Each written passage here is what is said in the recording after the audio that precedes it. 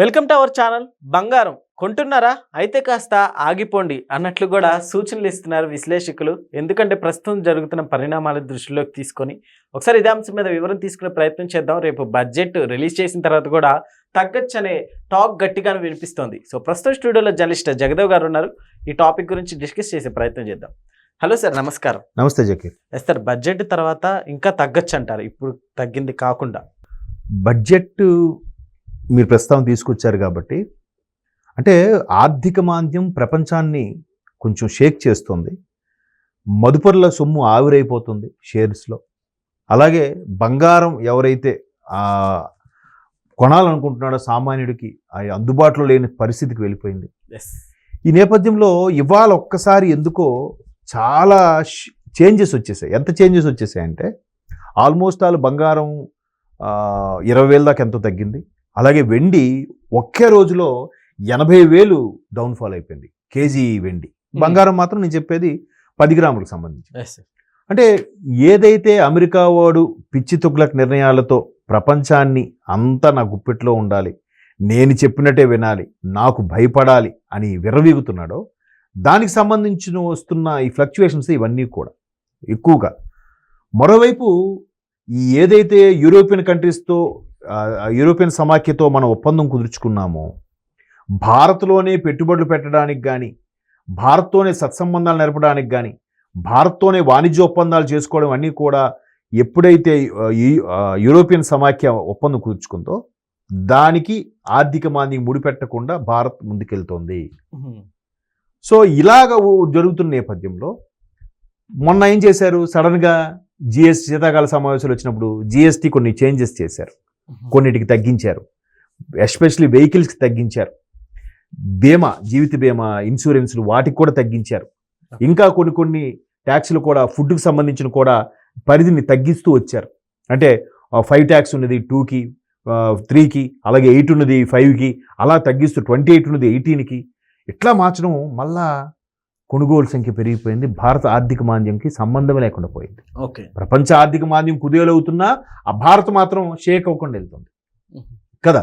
So ఈ నేపథ్యంలో బంగారం మరలా తగ్గుతూ వస్తుంది.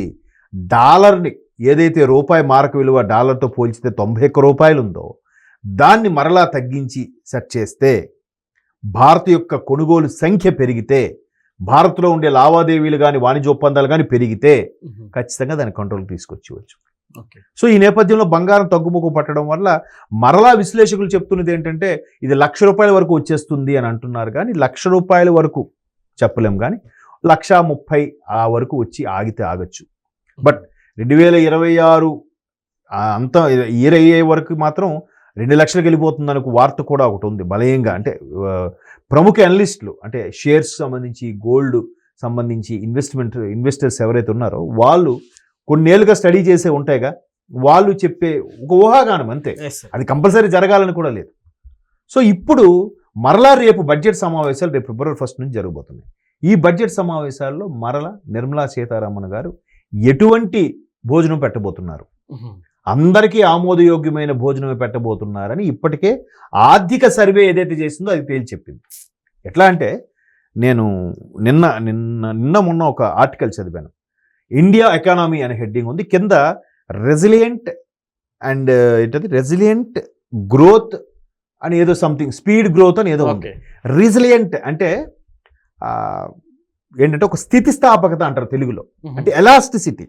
అంటే మీకు బెస్ట్ ఎగ్జాంపుల్ ఎలా చెప్పాలంటే, ఒక ట్రౌజర్ ఉంది, ఆ ట్రౌజరు అన్ని ఎంత నడుము సైజు ఉన్నా సరిపోవాలంటే దానికి ఎలాస్టిసిటీ ఉంటే కదా ఈజీగా ఉంటుంది, ఎవడైనా వేసుకుంటే పట్టేసేలాగా. సో అట్లాగా అన్ని వర్గాల వారికి కంఫర్ట్గా ఉండేలాగా రెసిలియంట్ గ్రోత్ అనేది తీసుకురాబోతున్నారు.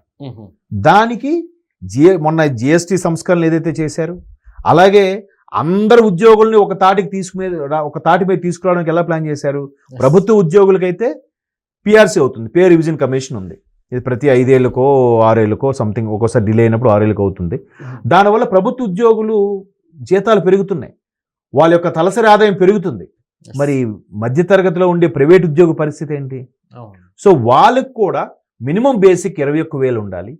అలాగే ఈ జొమాటోలు, స్విగ్గీలు, బిగ్ బాస్కెట్లు తిరిగే వాళ్ళకి వీళ్ళు గాలి తిరుగులు తిరుగుతున్నారు, వీళ్ళు ఆ రోజు పని చేసుకుంటేనే వీళ్ళకి డబ్బులు లేకపోతే లేదు, ఒక వేతనంలాగా ఉంది వీళ్ళకి, కూలీల్లాగే అని వాళ్ళు కూడా కొన్ని సంస్కరణలు తీసుకొచ్చారు.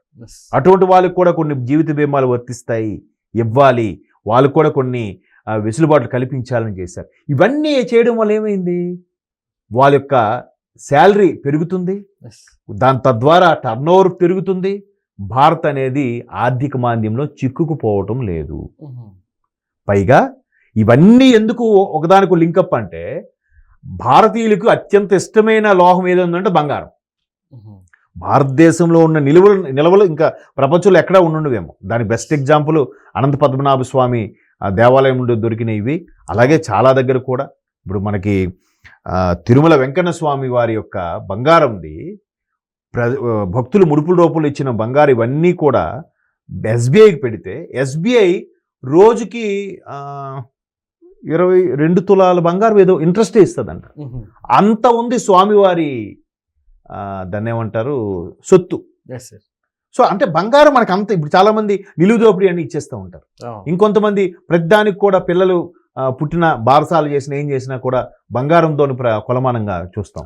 బంగారం పెట్టి వాళ్ళకి చిన్న ఉంగరమో లేదంటే మెడలో గొలుసు, అంటే బంగారం కొనుగోలు సంఖ్య కూడా భారతీయులకు బాగా ఎక్కువ. అదొక సెంటిమెంట్ మనకి. బంగారం అనేది సాక్షాత్తు లక్ష్మీదేవితో మనం చూస్తాం. సో ఇలాంటి పద్ధతులు, ఇట్లాంటి సంస్కారమైన నియమాలు ఉండబట్టి భారత్ ఎప్పుడు ఏది కుదేలైనా కూడా భారత్ ఎప్పుడు షేక్ అవ్వదు. పెరగకపోవచ్చు కానీ దిగదు, అక్కడ స్టేబుల్గా ఉండిపోతుంది. ఎందుకు స్టేబుల్గా ఉండిపోతుంది, దానికి ఇంకో ఎగ్జాంపుల్ కూడా చెప్పచ్చు. కరోనా ఉంది. కరోనా టైంలో ప్రపంచ దేశాలు అల్లాడిపోయాయి. వాడు బెడ్ రిటర్న్ అది ఇది అంటే అఫ్కోర్స్ వాళ్ళకి ఇన్సూరెన్స్ ఉన్నప్పటికి కూడా. కానీ మన దగ్గర ఆ రోజు యాంటీబయాటిక్ పసుపు వేసుకొని తినాలి. మన రోజువారీ ఆహారపు అలవాట్లో పసుపు మ్యాండేటరీ మనకి ఉంటుంది. కూరల్లో వాటిలో వేసుకుంటాం. వాడికి అవే ఉండవు, పిజ్జాలు బర్గర్లే కదా. సో వాడు ఏదో భయపడిపోయాడు. మనకి అంత ప్రపంచంలో ఎక్కువ బయట ఎక్కడ మరణాలు ఉన్నా మన దగ్గర మరణాల సంఖ్య చాలా తక్కువే. ఈవెన్ రోజువారీ భారతదేశంలో జరిగే యాక్సిడెంట్ల కన్నా కరోనా మరణాలు చాలా తక్కువ అంట సర్వే ప్రకారం. సో ఇవన్నీ ఎందుకు చెప్తున్నానంటే, బడ్జెట్ని రేపు మరలా ప్రవేశపెట్టిన తర్వాత ఏవైతే కొన్ని నిబంధనలు చేంజెస్ తీసుకొస్తారో ఆ టీం కూడా చాలా పవర్ఫుల్గా ఉంది. ఆ చేంజెస్ తీసుకొచ్చిన తర్వాత మరలా బంగారం కొనుగోళ్ళు ఎప్పుడైతే భారతదేశం నుంచి కొనుగోలు తగ్గుతాయో, అరే మనకి కొనుగోలు పడిపోయిందంటే ఖచ్చితంగా డిమాండ్ తగ్గిపోతుంది. డిమాండ్ తగ్గితే ప్రైసు ఇప్పుడు 70 కాదు మళ్ళీ 50కి 30కి కూడా వచ్చేసిన ఆశ్చర్యపోవట్లేదు. మేబీ ఇంకొక నెల రోజుల్లో 1,10,000 కూడా వచ్చేస్తుందేమో. అలా అయితే సామాన్యుడికి మరలా అందుబాటులోకి వచ్చినట్టే. బట్ 70,000 నుంచి ఒక్కసారి వెళ్ళిపోయిందంటే ఎంత, ఒక్కసారి ఆలోచిస్తే చూడండి. With in the span of 6 months ₹1,00,000 పెరిగిపోయిందండి. మళ్ళీ 70కి వస్తే ఎలా ఉంటుంది, ఎలా అందరికి కొనుక్కొని దొరకదు. ఎగ్జాక్ట్లీ. ఇంకా వాడి భారీ స్థాయిలో ఇంపోర్ట్ చేసుకోవాల్సిన పరిస్థితి వస్తుంది. చూద్దాం మరి. Okay sir, thank you.